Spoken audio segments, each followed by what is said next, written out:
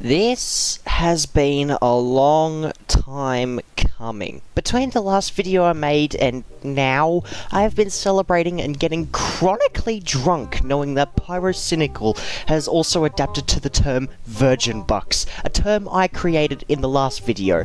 And also, to those friends of mine who watch my channel and dearly support it, thank you.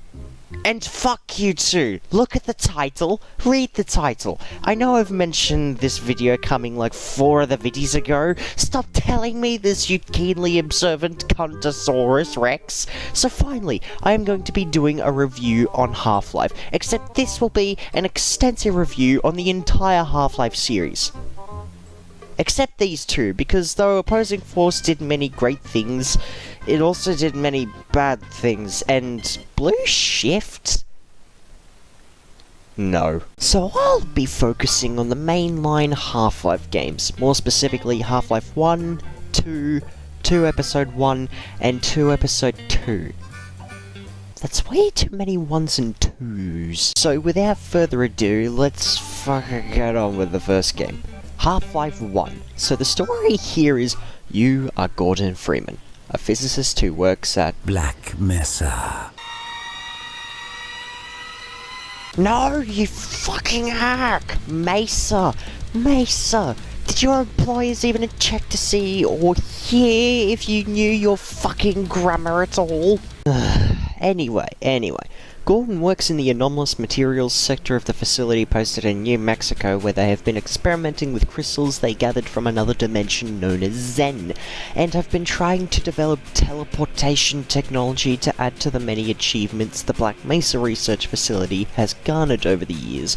Interdimensional portals, 2 kinds of laser guns, and above all, mass-producing the Hazardous environment vehicle, or commonly known as the Hazard Suit, which comes free with an annoying AI that is about as irritating as Navi from the Nintendo 64 Zelda games. I really don't like this artificial intelligence at all. But cutting it short, experiment goes wrong, you get a crowbar, smash some head crabs and fight your way out of the facility whilst also becoming the most wanted man of the US Army.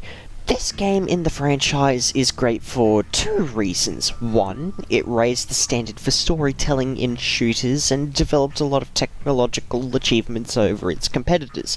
And 2, it was functionally a very fun, quick and dangerous shooter. It was amazing to play. It's a shame that the official remaster was just the exact same game with added ragdoll physics, and the unofficial remake on the Source engine is too hefty to run on my desktop that it is about as suited to run on the game like a fucking Paralympian.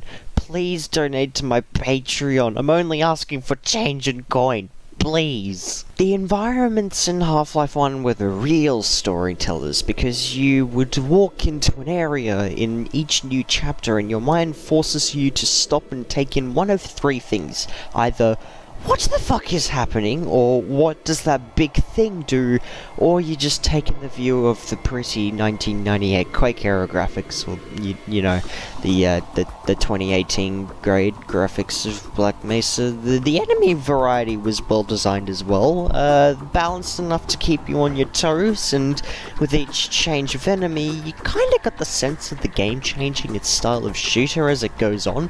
For example, you have the horror survival beginning of the game, where you're fighting off zombies, head crabs, and squeaky alien dogs with nothing but a crowbar and a pistol. Next, you're fighting what seems to be like a small alien invasion, to a modern shooter fighting off an army to a fucking armada of aliens. The level design in the game was also brilliant, and was enough to make me spunk my pants a little. I give it a 9 out of 10. Alright, this next one needs a bit of development context to get you riled up a bit. So Valve, they had a hit, and after hiring the developers of the Half-Life Counter-Strike mod, the Team Fortress Quake mod, and the Day of Defeat mod, along with buying the rights to these games, they decided, hey, fuck, we haven't made anything completely original yet. Anyone got any ideas? Half-Life 2? Into a was going great. They had a new engine they showed at E3 2003 and everything until a Nazi travelled forward into the future from the year 1945 to 2003, hacked into Valve's database thinking it was the American War Machine, and stole the Half-Life 2 engine to put up onto the internet for everyone to pirate.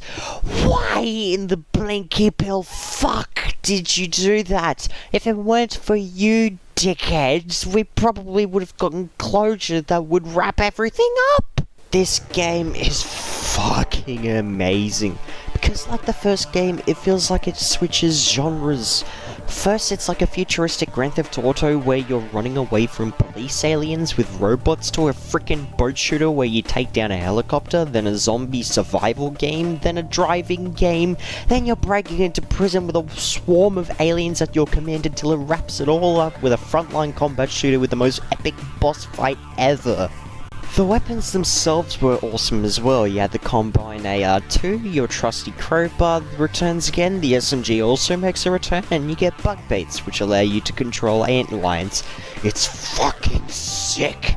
But what puts me off about Half-Life 2, as a matter of fact, Episode 1 as well, is that Valve thought it would be a great idea to make your auxiliary sprint power, suit-mounted torch, and oxygen reserve use the same power, which always caught you off guard one way or another. Some might say that it balanced the gameplay, and I can definitely agree with that, but it could also be the biggest splinter in your sphincter ever. But overall, excellent game. I give it a 9 out of 10. Then you have the second episode of the Half-Life 2 series, Episode 1, which... No, seriously, I don't...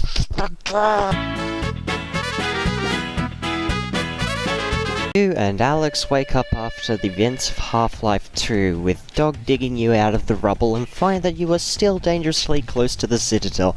Once you manage to contact Eli and Kleiner, you are informed that the Citadel's reactive core is dangerously close to collapsing, which can cause nuclear devastation, if not catastrophe of a quantum scale. You saunter into the core chamber to shut down the reactor and prevent the blast, but you also find that Dr. Mossman has gone on some expedition and see weird oversized sentient alien dildos in wrapping goo flail in its metallic cocoon and give you temporary epilepsy. That's about it, because the rest of it is just you trying to escape the city, and the whole experience is just so fucking bland. It was about as edgeless as a plastic spoon. Also, Kleiner used the P8 to encourage everyone to fuck in the middle of battle. Now would be an excellent time for procreation. Oh my god, did this one flop like a dead fish. This game wasn't a complete failure as a game, but for a Half-Life game, it was seriously lackluster. It all begins with an extremely short story with not enough depth and level design. Let's get the fuck out of here. Christ.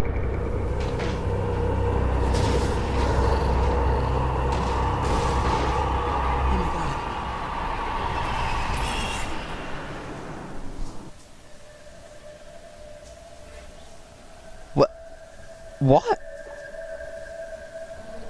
Oh, fuck off. I mean, what the fuck was there? Fucking black hole in the nuclear chamber, being sucked out by robo-mosquitoes, more City 17, same street as the last game, a train station, 2 train stations. It didn't have enough verticality or space. It was closed in enough to trigger someone with claustrophobia, and overall, it just felt like your generic shooter still holding on to its Quake roots. I think there are only 3 moments where you use the gravity gun, which is Half-Life's equivalent for Doom's BFG now.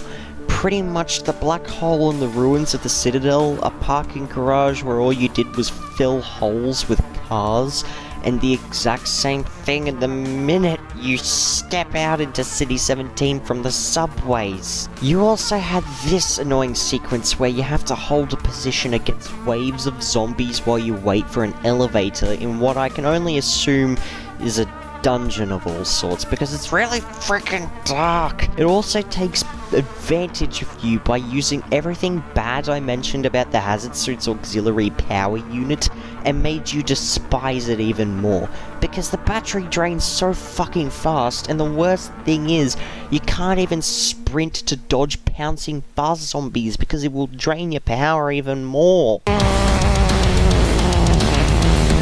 There were no new weapons, the gravity gun was completely redundant, and it was just incredibly boring.